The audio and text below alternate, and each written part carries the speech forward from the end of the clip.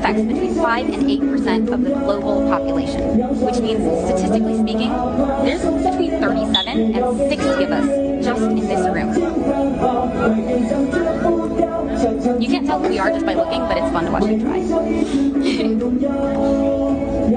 So at some point you're going to meet someone with ADHD. Work with them, give birth to them, or fall in love with them. Chances are, you already have. And at some point, you're going to ask yourself, what is going on in their brain? So after 2 years of learning about ADHD and a lifetime of experience with it, after having the honor of connecting with researchers and doctors and ADHD experts and tens of thousands of ADHD brains all over the world, what can I tell you to help you understand ADHD? By the way, many of them helped with this talk. First of all, it's real. It's not bad parenting or lack of discipline. ADHD is a neurodevelopmental disorder. It's currently the most well-researched mental condition, and there are actually measurable differences in the brain. These differences are larger in children, but for most people, they never go away. In other words, adults have ADHD too. While rates of ADHD diagnosis are increasing, it's not because of an increase in sugar or technology or lack of spanking. It's not. Any more than people drowning in swimming pools is because of Nicolas Cage. Correlation does not equal causation. Those are real numbers. It's from both an increase in understanding that ADHD exists, that girls, adults, and gifted students can have it too.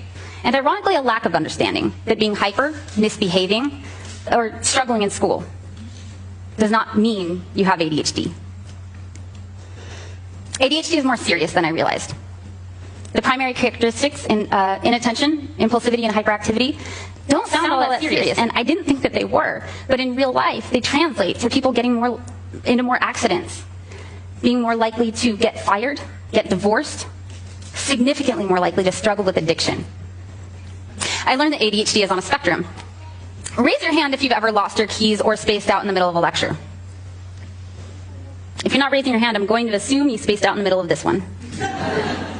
The thing is, while everyone experiences ADHD symptoms sometimes, an actual diagnosis is based on how many of those symptoms significantly and chronically impair multiple aspects of your life.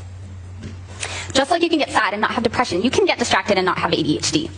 And just like you can have mild depression or severe depression, ADHD can range from mild to severe. I also learned ADHD is a terrible name for ADHD. It creates a lot of confusion. We don't have a deficit of attention. What we have trouble with is regulating our attention. As ADHD coach Brett Thornhill puts it, it's like your brain keeps switching between 30 different channels and somebody else has the remote. Sometimes we have trouble focusing at all, and at other times we get stuck on a channel and can't pull ourselves away, which in real life might look like we just don't want to do homework because we'd rather play video games, and sure, sometimes that's the case. But the truth is, there are plenty of times we want to be able to focus. We try, and we just can't. Current understanding is that this difficulty has to do with the way our brains produce and metabolize neurotransmitters like dopamine and norepinephrine. I learned ADHD is highly treatable. Stimulant medication boosts these neurotransmitters, which is why it helps us focus. It's very effective for around 80% of people with ADHD. And I learned that medication isn't enough. ADHD affects much more than our focus. It impairs executive functions like planning, prioritizing, and ability to sustain effort toward a goal. It affects our ability to regulate our emotions, our behavior, our sleep. It's not one program in our brain that it works differently. It's the whole operating system. It can affect every aspect of our lives. And there are a ton of strategies out there that can help. Cognitive behavioral therapy, coaching, even meditation or regular exercise can make a huge difference. Understanding your brain. I knew I had trouble focusing, and I knew my medication helped with that. What I didn't know was that getting overwhelmed all the time had to do with poor working memory, and that making lists, or that the reason I ran late all the time wasn't because I didn't care.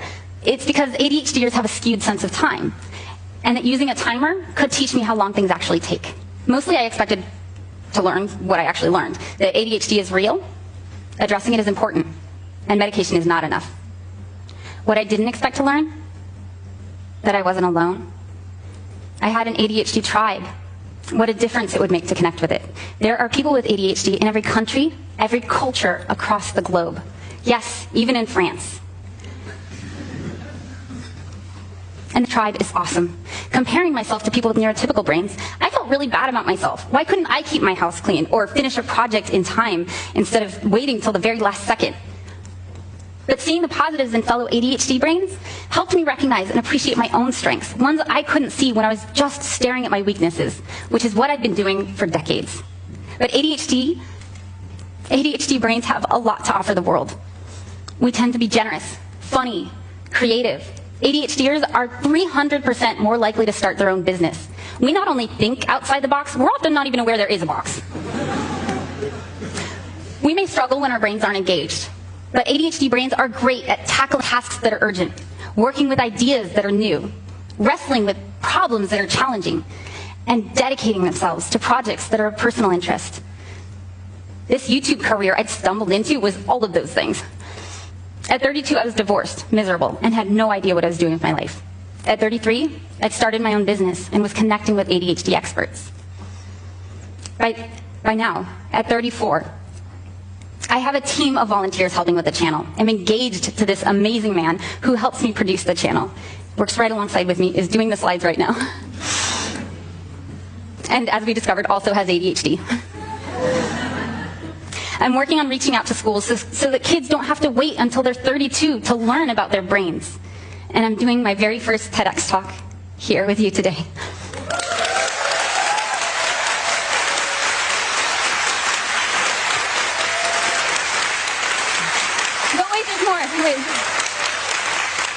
That did sound like the end of the speech. I'm sorry, it's not. I'm happier and more successful than I've ever been in my life. So what happened? How did I reach my potential? 3 things. 1, I learned about my brain, my ADHD brain, both on my own and by connecting with others who have it. If you judge a fish by its ability to climb a tree, it will live its whole life believing it is stupid. Unless it happens to chat with another fish and realizes fish aren't great at climbing trees, and that's okay. There's plenty of ocean. 2, in learning about my brain, I found and stumbled into a job that engages it. If you spend all your time trying to get a fish to be able to climb a tree, you'll never see how far it can swim. It turns out I can be me and still be successful. I just had to find my ocean. 3, I learned strategies for the challenges I still face. I have no fish analogy for this one, I'm sorry. I guess I learned how to swim.